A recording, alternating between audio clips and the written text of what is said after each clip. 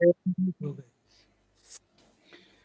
नमो तस्स भगवतो अरहतो सम्मा सम्बुद्धस्स। नमो तस्स भगवतो अरहतो सम्मा सम्बुद्धस्स। नमो तस्स भगवतो अरहतो सम्मा सम्बुद्धस्स। बुद्धं धम्मं संघं नमस्सामि। तो यहाँ पर आप लोगों का स्वागत है, द्युटेश्वर भारती जी, कस्बे जी, और जो आएंगे उनका भी स्वागत रहेगा। आज मैं ये सोच रहा हूँ कि 11वीं और 12वीं गाथा को फिर से दोहराऊं।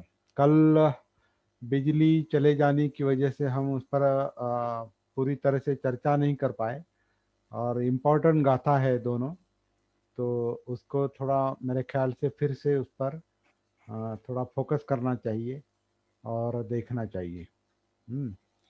और वो दो गाथाएं कल मैंने पठन की थी। असारे सार मतिनो सारे चासार दस्सिनो ते सारंग नाधिगच्छन्ति मिच्छा संकल्प गोचरा। और दूसरी गाथा है 12वीं। सारं च सारतो यत्वा असारं च असारतो ते सारं अधिगच्छन्ति सम्मा संकल्प गोचरा। तो यहाँ दो गोचर मतलब चलने वाले, प्रैक्टिस करने वाले, आ, दृष्टिकोण वाले, हाँ, दो तरह के लोग बताए हैं, एक मिथ्या संकल्प वाले और सम्यक संकल्प वाले। मिथ्या संकल्प यानी गलत धारणा, और सम्यक संकल्प यानी सही धारणा, सम्यक धारणा। इसका ऐसा मतलब है, मिथ्या संकल्प गोचरा और सम्मा संकल्प गोचरा, मतलब मिथ्या संकल्प में पड़े और दूसरे जो है सम्यक संकल्प से युक्त। इस तरह के दो लोग हैं। और पहले जो है मिथ्या संकल्प वाले, जिनकी धारणा गलत होती है, मिथ्या संकल्प वाले होते हैं, उनका उनका लक्षण बताया है पहली गाथा में, कि वो लोग क्या करते हैं, जिसमें सार है उसमें असार देखते हैं। सॉरी, जिसमें असार है उसमें सार देखते हैं। बाद में जिसको सार है, जिसमें सार है उसमें असार देखते हैं। असारे सार मतिनो, असारे मतलब असार, जिसमें कोई सार नहीं।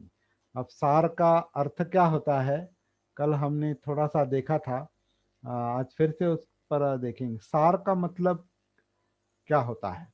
सार का मतलब होता है सत्व, या तथ्यांश, या तात्पर्य, सत्य, श्रेष्ठ।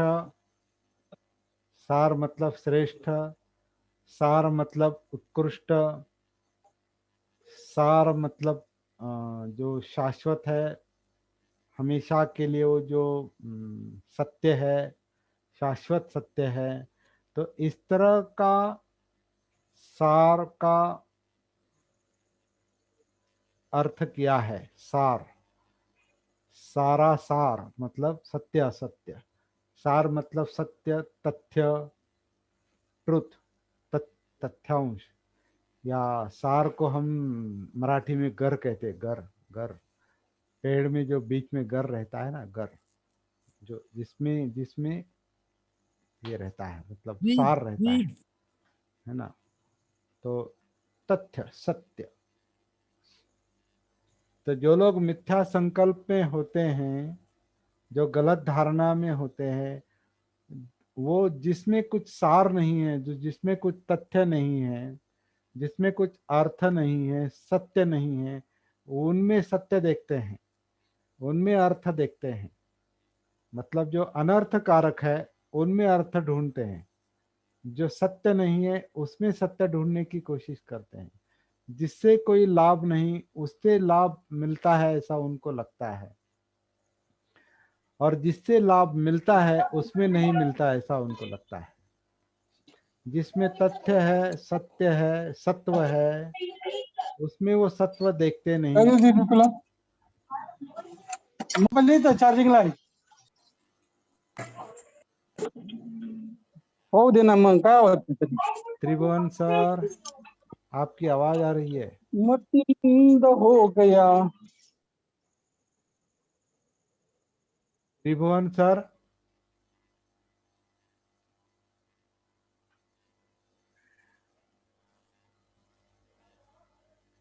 त्रिभुवन सर, त्रिभुवन सर,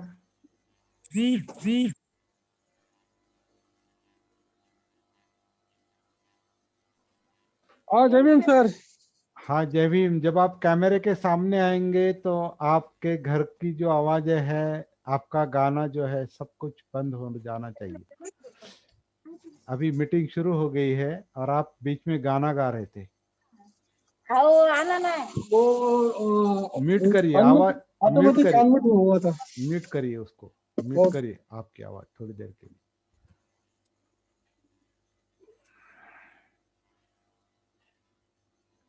तो जो लोग गलत धारणा में हैं, जी, जो ठीक से समझते नहीं, जो मिथ्या संकल्प करते, मतलब ठीक से संकल्प नहीं कर सकते, गलत धारणा में हैं, क्योंकि उनकी समझ वैसी है। जिनकी दृष्टि ठीक नहीं, उनका संकल्प ठीक नहीं है ना। जैसे अष्टांग मार्ग कहता है, सम्यक संकल्प, सही संकल्प किसका होता है? जो ठीक से समझता है, वही ठीक समझ संकल्प कर सकता है। और जिसे समझ में नहीं आया, ठीक से समझ में नहीं आया, वो जो भी करेगा वो गलत संकल्प से करे, गलत धारणा से करेगा। तो ऐसे लोग क्या करते हैं, जिसमें कोई तथ्य नहीं, सार नहीं, सत्य नहीं, उसमें सत्य देखते हैं, क्योंकि उसके उनको सार आसार समझ में नहीं आता। और जिसमें सार है, जिसमें सत्य है, जिसमें हित है, उसमें अहित देखते हैं। तो ये गाथा कहती है, ऐसे मिथ्या धारणा वालों को, ऐसे मिथ्या संकल्प वालों को, ऐसी मिथ्या दृष्टि वालों को सार यानी सत्य, तथ्य, सत्य बात कभी भी समझ में नहीं आ सकती। बहुत सरल बात है। और दूसरी गाथा सती इससे नहीं उल्टी। रहते, हाँ सती में नहीं रहते इसमें, इसी हाँ, और कारण। वो उसका कारण बाद में देखेंगे। और दूसरी गाथा ये कह रही है कि जो जो सम्यक संकल्प में है, मतलब जिनका जिनका संकल्प सही है, उनका संकल्प क्यों सही है? क्योंकि उनकी समझ सही है, दृष्टि सही है, अंडरस्टैंडिंग सही है, उनके समझ में आया है। सार को सार, असार को असार देखते हैं वो। जिसमें कोई हित नहीं है, उसमें वो देखते हैं कि इसमें कोई हित नहीं है, इसमें कोई सार नहीं है, इससे कोई लाभ नहीं है। वो ऐसा क्यों क्यों देखते हैं? क्योंकि उनकी दृष्टि सही है, उनकी समझ सही है, उनकी अंडरस्टैंडिंग सही है, इसलिए उनकी धारणा सही है, संकल्प सही है। तो बहुत सरल बात है। जो मिथ्या संकल्प और सम्यक संकल्प वाले लोग हैं, उनमें उनकी दृष्टि में क्या फर्क होता है, वो सार और असार को लेकर यहाँ इन गाथाओं में बहुत अच्छा स्पष्टीकरण आया है। इसीलिए मुझे ऐसा लगा कि इस गाथाओं को फिर से दोहराना चाहिए, बहुत इम्पोर्टेंट बात है। और जैसे अभी देवटे सर जी ने कहा कि ये समझ और ना समझ, मतलब समझना और नहीं समझना, संकल्प, सही संकल्प और गलत संकल्प, मिथ्या संकल्प, ये कौन कौन महसूस कर सकता है? मेरे मन में मिथ्या संकल्प है या सम्यक संकल्प है, मेरी धारणा सही है या गलत है, ये मेरे कैसे समझ में आएगा? तो जैसे द्यूटे सर जी ने अभी बताया कि जब तक मैं जागरूक नहीं हूँ, जब तक मैं अपनी मनोधर्मों के संपर्क में नहीं हूँ, मेरे संकल्प के संपर्क में नहीं हूँ, मेरी मेरी जो समझ है वो समझ मेरे समझ में नहीं आती, तब तक मैं वो सम्यक संकल्प नहीं कर सकता और सार को सार और असार को असार नहीं देख सकता। बिल्कुल सरल बात है। तो अपना अपना अपना अपनी जो विचार प्रक्रिया है, अपने जो संकल्प है, अपनी जो दृष्टि है, अंडरस्टैंडिंग है, वो पहले ठीक करना बहुत जरूरी है। उसकी सती होना, उसकी जागृति होना बहुत जरूरी है। तभी सही गलत की समझ आती है, सार असार की समझ आती है। और यहाँ हम अपने सती साधना का महत्व समझ लेने की कोशिश कर रहे हैं कि सती साधना कितनी इम्पोर्टेंट है। जब तक हम जाग नहीं जाते, जब तक जागृति नहीं आती, काया के स्तर पर, वेदनाओं के स्तर पर, चित्त के स्तर पर और अम, मनोधर्म। विचार प्रक्रिया के स्तर पर, जहाँ ये संकल्प बसता है, ये संकल्प और दृष्टि कहाँ है, वो थिंकिंग प्रोसेस में है, वो अंडरस्टैंडिंग में है। वो अंडरस्टैंडिंग कहाँ है? विचार प्रक्रिया, मनोधम्म, मनोविज्ञान में है। तो मनोविज्ञान की सती जब तक नहीं आती, मतलब धम्मानुसति नहीं आती, सतीपट्ठान का जो चौथा चरण है, चौथा अंग है, जब तक ये इसकी मनोधम्मानुसति यानी धम्मानुसति नहीं आती, तब तक अच्छा संकल्प करना असंभव है। जब तक अच्छा संकल्प नहीं होता, जिस उसका कारण जो मिथ्या दृष्टि, सम्यक दृष्टि है, सम्यक दृष्टि के मुताबिक जब तक सम्यक संकल्प नहीं होता, सही और गलत का फर्क महसूस नहीं होता, या चलना नहीं होता, सही गलत पर मार्ग पर चलना नहीं होता। उसकी समझ तो दृष्टि में है, लेकिन संकल्प जो है वो चलने का संकल्प किया है, काम करने का संकल्प किया है, लेकिन वो काम करने का संकल्प सही दिशा में है या गलत दिशा में है, ये मिथ्या संकल्प या सम्यक संकल्प तय करता है। सही रास्ते पर अगर चलना है तो सही संकल्प चाहिए, सम्यक संकल्प चाहिए। गलत रास्ते पर हम चलेंगे तो इसका मतलब हमें मिथ्या संकल्प है, और मिथ्या संकल्प होने के कारण सार और असार, तथ्य और अतथ्य, सत्य और असत्य समझ में नहीं आता। जिसके जिसका मन सम्यक संकल्प में है, उसे ही तथ्य और अतथ्य, सार असार, सही गलत समझ में आता है। इतना सिंपल और सरल इसका अर्थ है। सिंपल नहीं है ये, लेकिन सरल अर्थ है इसका। जो हम कल नहीं देख पाए थे, वो आज मुझे फिर से बताने की आवश्यकता लगी, इसलिए ये दो गाथाएं फिर से ली है। तो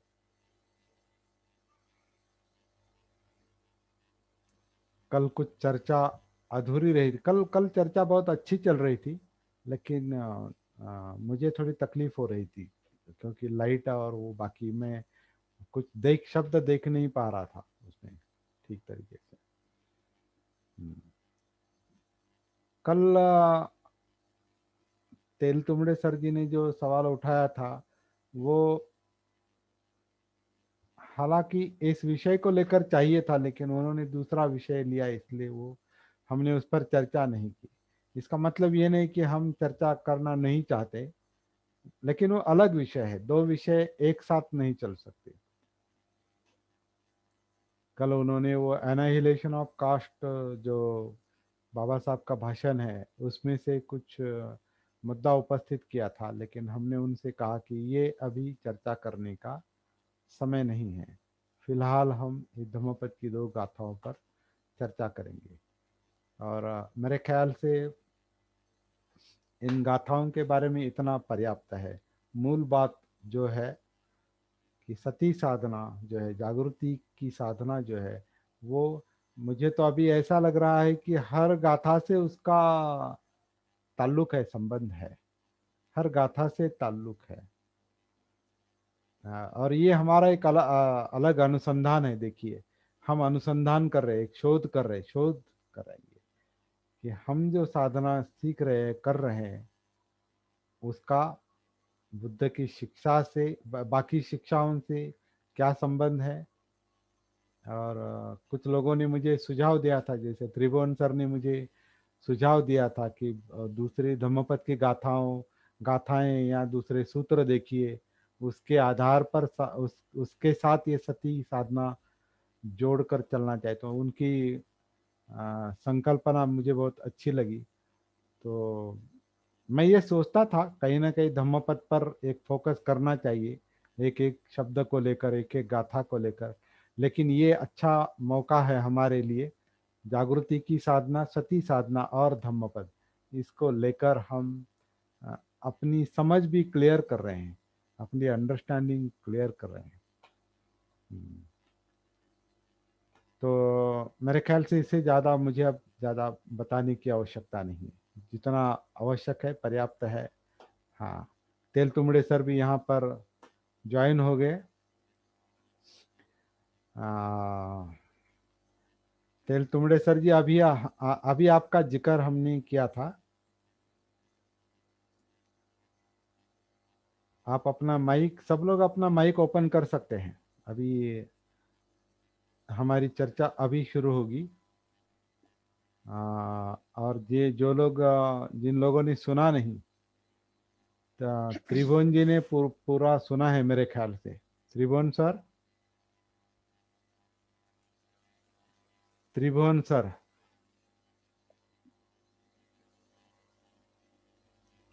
चलिए, तेल तुमड़े सर जी के लिए मैं फिर से एक बात बताता हूँ कि सर हमने अभी, हेलो सर, तेल तुमड़े सर सुन रहे हैं क्या? हाँ, हाँ सुन सर, रहा हूँ। हाँ हाँ, माइक अभी, हाँ, ओके ओके माइक म्यूट कर रहा हूँ। Okay okay. आ, अभी हमने अब तक ये चर्चा की है, सार क्या है, असार क्या है। सार मतलब तथ्य है, सत्य है। जैसे आ, रानड़े की जो मराठी डिक्शनरी है, उसमें सार के बहुत सारे अर्थ बताए हैं। सार यानी सत्व है, तथ्यांश है। सार यानी तात्पर्य है। सार यानी सत्य है।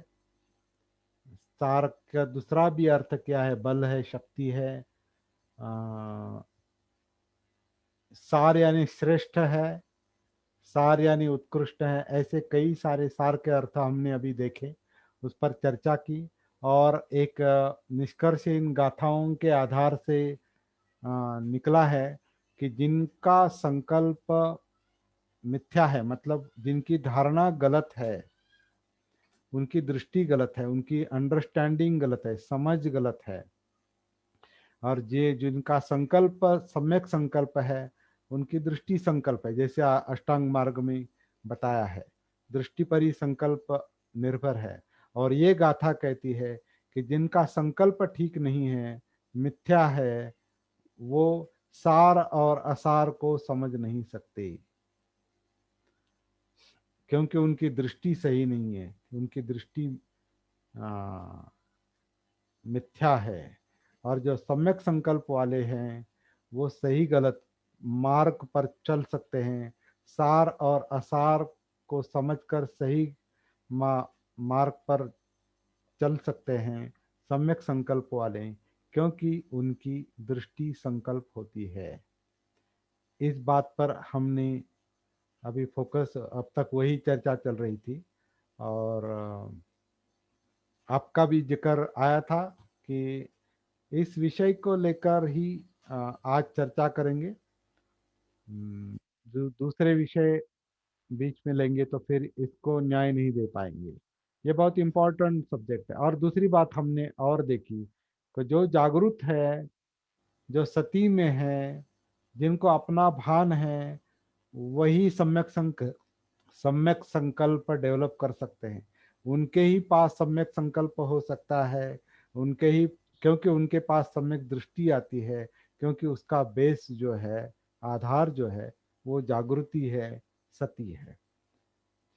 क्योंकि सम्यक संकल्प और मिथ्या संकल्प जो है वो मनोविज्ञान का विषय है, मानसिकता का विषय है, मनोधर्मों का विषय है। और जैसे कि सती पट्ठान का अंतिम चरण है धम्मानुसति का, मतलब मनोधम्मानुसति, मनोविज्ञान की सती। ये चौथा चरण जो है, वहां तक जब तक हमारी सती नहीं पहुंचती, हमारा संकल्प सही नहीं हो सकता, और फिर हम सार और असार को नहीं समझ सकते। तो वहां तक पहुंचने के लिए हमें सती की साधना अच्छी तरह से करना जरूरी है। आनापान सती के आधार से काया में उतरना, मतलब काया की जागृति, कायानुसति, काया में जो वेदनाएं हैं, फीलिंग्स है, उनकी सती, उनकी जागृति, वेदनानुसति जो सुख दुख है उसका कारण जो है वो चित्त है, जो हमने कल देखा कि जिसमें लोभ और द्वेष है, चाहिए और नहीं चाहिए का संघर्ष है, द्वंद्व है, उसका परिणाम सुख दुख है, मतलब वेदनाएं हैं। और ये सारा का सारा जो इंटरप्रिटेशन, विश्लेषण धम्म विषय में जो चल रहा है, विचार प्रक्रिया में जो चल रहा है, वो धम्म है। जब तक धम्मानुसति नहीं आती, तब तक सही गलत की समझ नहीं होती, मिथ्या और सम्यक की समझ नहीं आती, तब तक मिथ्या संकल्प और सम्यक संकल्प, इसमें अंतर समझ में नहीं आता। क्योंकि उसके पीछे जो दृष्टि है, अंडरस्टैंडिंग है, समझ है, वो सती के बिना, जागृति के बिना असंभव है। ये बुद्ध के अष्टांग मार्ग के आधार पर भी हम देख सकते हैं, लेकिन अष्टांग मार्ग का जो विषय है वो हम बाद में विस्तृत रूप से देखने वाले हैं। उसके लिए समय देना पड़ेगा, क्योंकि वो बड़ा विषय है।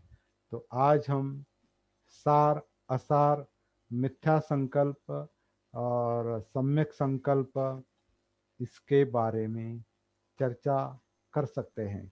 हमारे पास और 10-15 मिनट है कुछ।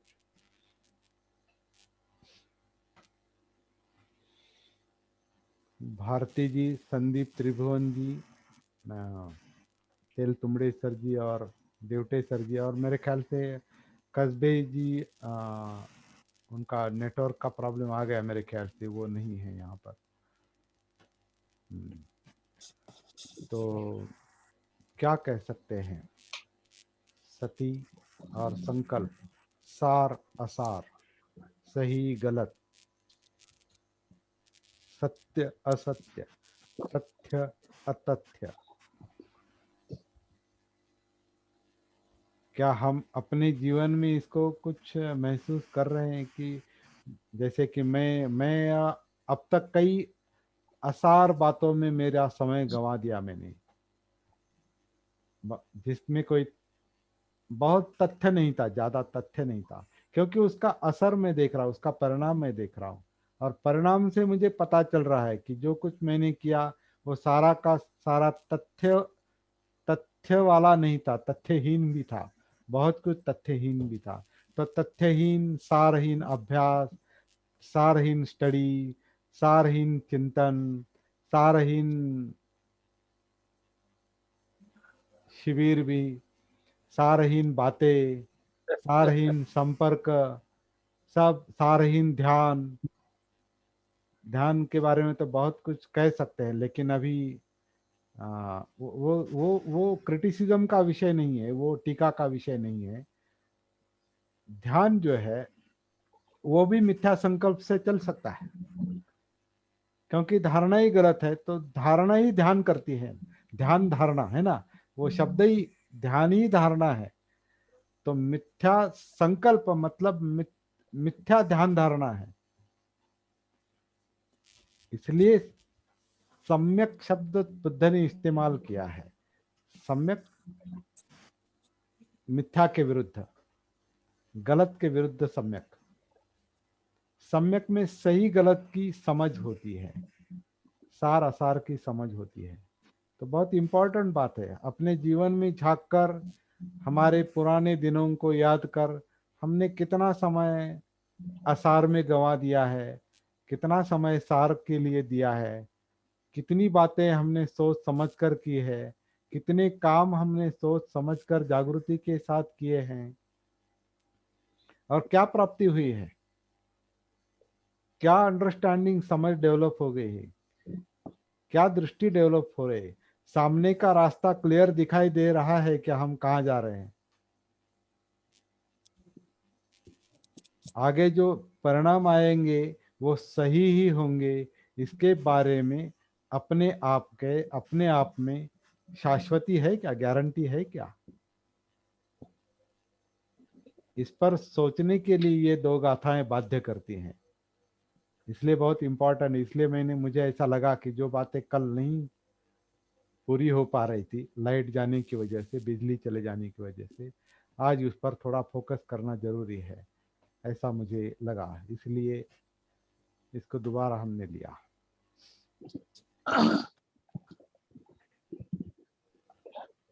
हाँ बोलिए हाँ सर। सर। हाँ आज बोलिए, बोलिए भारती जी। जी सर। तो सर मेरा कहना यह है कि वो कुछ आस्था थी बाबा साहब की स्टार्टिंग में, तो वो कुछ झलक आती है, तो उस पर पहली झलक जो हमें मिली कहीं भी, तो उसको ही सत्य मान लिया, लेकिन परिणाम नहीं आया, उसका परिणाम नहीं देखा, लेकिन कुछ सत्य को देखा। क्या कुछ, हाँ बाबा साहब ने कहा है, तो बाबा साहब के मिशन के, बाबा साहब के प्रति श्रद्धा ज्यादा थी, तो उस तरह से हम कई मिथ्या दृष्टि में चले जाते हैं। लेकिन मुझे लगा कि मिथ्या दृष्टि तो नहीं, क्योंकि आप जैसे उस उसमें ही थे, तो बोध करने में भी उसी मार्ग से आया हमें, बाबा साहब के मार्ग से ही बोध आप भी मिले हमें। तो अब परिणाम आता है, झलक आती है, तो अब सत्य को, अब संकल्प भी आता है। अच्छा, बाबा साहब ने हमको जो मार्ग बताया वो भी है, देखिए सर, हाँ हाँ आपकी बात है। समझ गया, आपकी बात समझ गया मैं, लेकिन जी एक बात मैं बताना चाहता हूँ। बाबा साहब ने हमको जो मार्ग बताया है, उसका अब तक ठीक से अवलोकन नहीं हुआ है, क्योंकि बाबा साहब ने धम्म देने के बाद, धम्म स्वीकार करने के बाद वो 7 हफ्तों में चल बसे। वो जो कुछ और बताना चाहते थे, मार्ग बताना चाहते थे, और विस्तार प्रैक्टिकल बातें बताना चाहते थे, वो प्रैक्टिकल बातें वो बता नहीं पाए। तो क्या हुआ, उनके बाद बाकी लोगों ने, बाकी नेताओं ने, बाकी गुरुओं ने अपने अपने तरीके से, बाबा साहब भी समझाए हमको और बुद्ध भी समझाए। तो हमारी जो धारणा है उसके आधार से है। जी और जिन लोगों ने स्वयं अध्ययन किया है, जागृति पूर्वक अध्ययन किया है, वो बाबा साहब को अलग देख रहे हैं, बुद्ध को अलग देख रहे हैं। मुझे तो ऐसा लगता है कि मूल बुद्ध और मूल बाबा साहब खोजने की आवश्यकता है। हम जो फॉलो कर रहे हैं, हम जिनके राह पर चल रहे हैं, वो बुद्ध की मूल राह है, या बुद्ध के मूल शब्द है, बुद्ध का मूल सार है शिक्षा का। ऐसा नहीं है, ऐसा है, ऐसा मानकर नहीं चल सकते कि हमने जो सुना है वो मूल बुद्ध का है, या बाबा साहब की मूल बात है। वो हमें वो अनुसंधान करना पड़ेगा। लेकिन ये अनुसंधान कौन कर सकता है?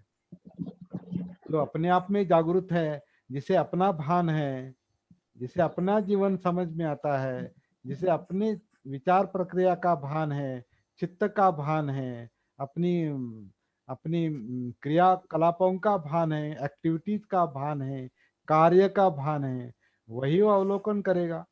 वही। ये किसी अहरे गहरे का काम है नहीं ये।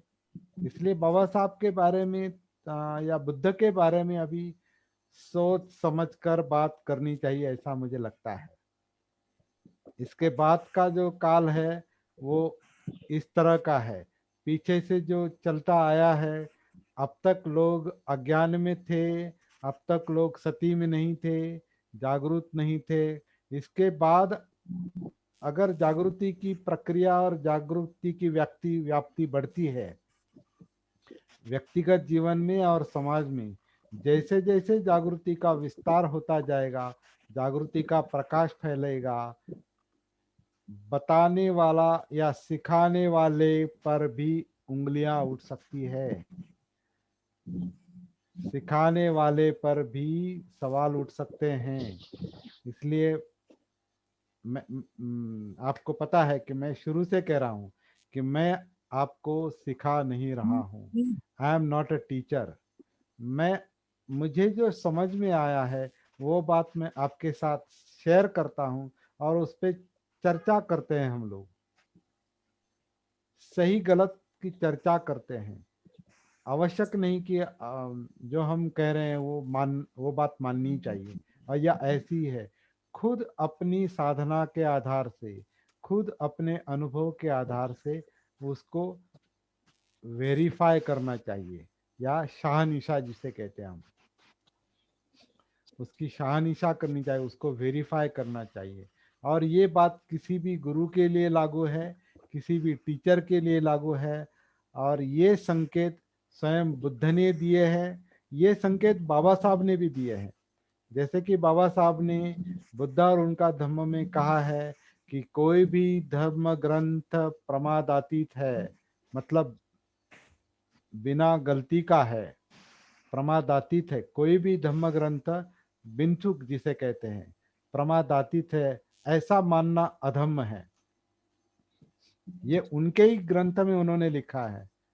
तो बाबा साहब ने विचार करने के लिए, चर्चा करने के लिए एक सहूलत दी है। एक चर्चा करने के लिए उन्होंने पाबंदी नहीं रखी, चर्चा करो। और प्रस्तावना भी उन्होंने, बुद्ध और उनके धम्म के प्रस्तावना में भी उन्होंने चर्चा करने के लिए वो मुद्दे उठाए हैं, 4 मुद्दे और उसके उप मुद्दे। और बुद्ध का तो जो है अत्यदीप भोग का तत्व जो है, ये स्वयं अपने आप पर निर्भर रहो, अपने आप को द्वीप बनाओ, दीप बनाओ, जो भी उसका मतलब है। अपने आप को मतलब अपने आप को जागरूक करो, स्वयं जागरूक करके बुद्ध की शिक्षा, धम्म की शिक्षा वेरीफाई करो, उसकी शाहनिशा करो, उसमें सार असार देखो, तथ्य तथ्य देखो। ये बहुत इंपॉर्टेंट शिक्षा है। बुद्ध ने, बाबा साहब ने अपने अनुयायियों को गुलाम नहीं बनाया है, फॉलोअर्स नहीं बनाया, ब्लाइंड फॉलोअर्स तो बिल्कुल नहीं, अंधानुयायी नहीं बनाया है। इसलिए ये गाथा जो है, 2 गाथाएं बहुत इम्पोर्टेंट है। तो भारती जी, आपकी बात आधी सच है। आधी सच इसलिए है कि हम बाबा साहब के कहने पर नहीं चल रहे हैं। बाबा साहब ने पूरी बात बताई ही नहीं, क्योंकि उनको वो ये नहीं मिला, अवसर नहीं मिला। ग्रंथ लिखा, बाद में उन्होंने धर्मांतरण का कार्यक्रम किया, मतलब धम्म स्वीकार किया, और उनके चले जाने के बाद ग्रंथ प्रकाशित हुआ। तो ये फिर से अवलोकन सही करना, बात है सर। पुनरावलोकन। और बोलिए बोलिए। बुद्ध की शिक्षा भी तो लगभग से 250-300 वर्ष बाद हुई। तब ये बात सही आती है कि शिक्षाओं को वेरीफाई करना जरूरी है, और शिक्षा वेरीफाई जागृति से ही हो सकती है। अर्थात वही बात तो हम कह रहे हैं, बहुत वही बात जी हम जी कह रहे हैं। तो बोलिए। थैंक यू हाँ, बहुत सर। अच्छा। Thank you. हम्म।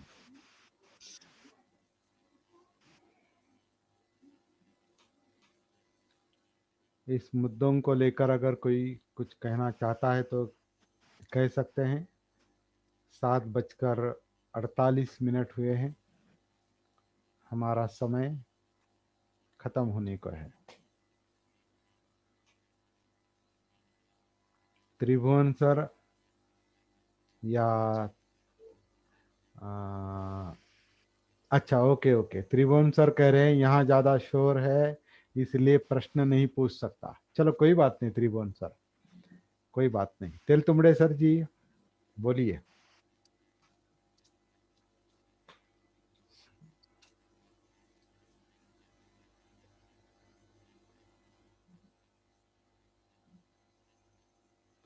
ठीक है, तो अभी जैसे कि अभी अभी पहले इस रिकॉर्डिंग को मैं बंद करता हूँ।